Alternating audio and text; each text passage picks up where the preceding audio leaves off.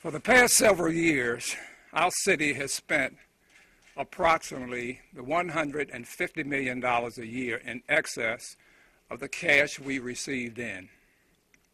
This difference was covered by annual multi-million-dollar borrowing. The city can no longer borrow, hoping to cover this deficit spending. Without action, the city will simply shut down. This is a tough day for me, a tough day for city workers, and a tough day for all Detroiters. However, it's a necessary day. Last night, following the process outlined by the Financial Stability Agreement, and after Council voted against the city employment terms, I directed my administration to impose the CETs to continue the process to fiscally stabilize the city. This means the city employment terms, including wage reductions and work rule changes, are effective immediately. The city will save $102 million annually from the implementation of these items. These savings are a key component of my administration's plan to stabilize the city's financial condition. And I want to thank the 4 council members who took a tough vote yesterday and were consistent in their efforts to restore financial stability to the city. Let me say again, none of us, not me or anyone in my administration, takes any pleasure in this decision. I know this represents a hardship and sacrifice for many city workers. But as I've said before, I must make the best decisions for all Detroiters. With that, I'll open up questions, Q&A. Mr. Mayor, are you at all concerned about what Council did yesterday in terms of voting no to supporting this? And at this point, obviously, you're going to oppose anyway, so it doesn't really matter. But what is your thought about, you praise the people who voted for it, what about the people who voted against it? Obviously, they're not concerned about the stability, the financial stability of the city. I mean, I think they've got all the documentation that we have relative to where we are, and yet did not vote in favor of it. What were you able to get in the new contract that you're imposing that you weren't able to get when you had the tentative agreements that were never taken into account? I'd like for Lamont Satchel, if you would answer that, please.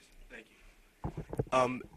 A number of the things that were included in the CETs that were not included in the TAs included changes in terms of sick days, reduction and freezing of sick days, vacation days.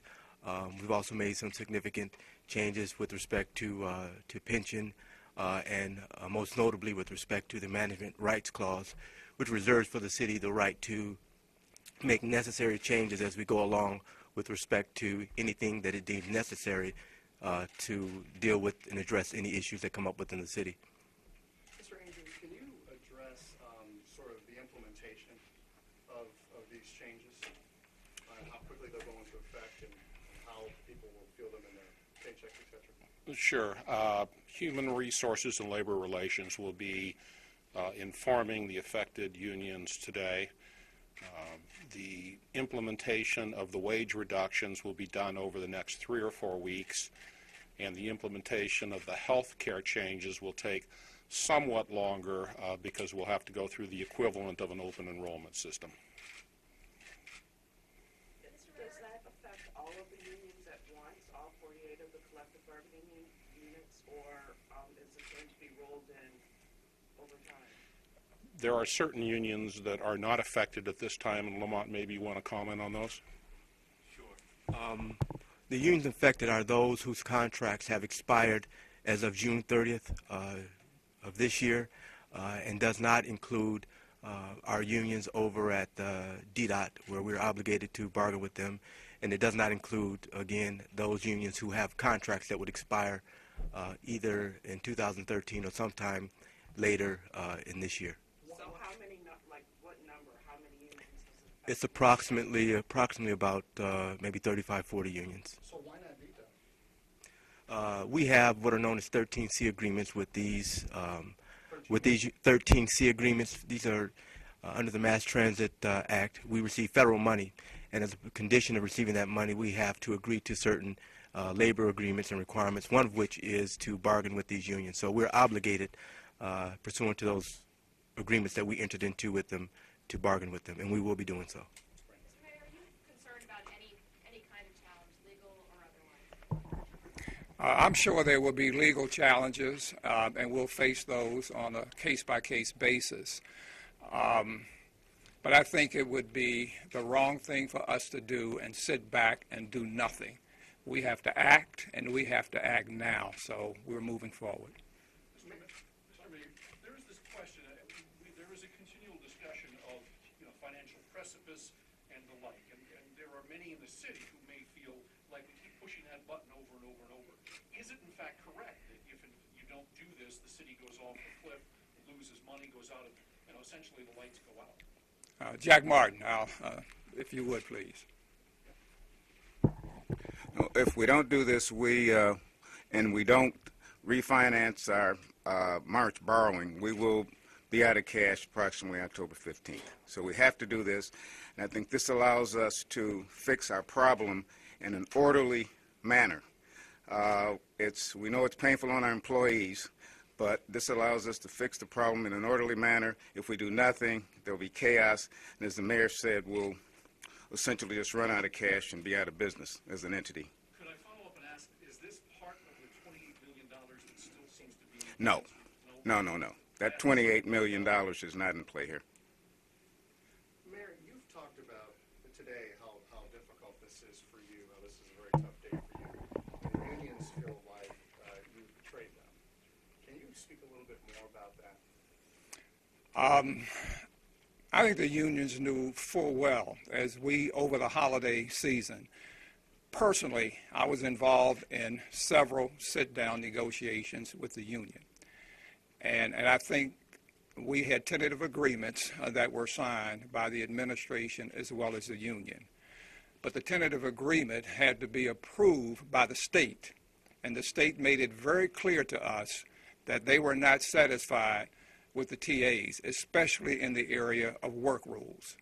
So there was no sense in taking the TAs to Lansing because they would have rejected them. So we never lied to the unions. It had to be approved by Lansing. Is this enough, or we have to make more cuts? The union is also complaining that you're planning to take payroll out of city operation and that county will take it over, and that there will be even more cuts. I'll let Jack speak to that also. Jack. We're looking at a number of revenue enhancement initiatives. This includes opportunities to collect additional income taxes. We're looking at increased revenue from parking and towing and those sorts of things. And what about the Payroll, we are looking at potentially, and I think Pat Akar, our HR director, is working with CompuWare and others to try to streamline the payroll, and we may be outsourcing and looking at outsourcing opportunities for payroll to save money. A couple more questions?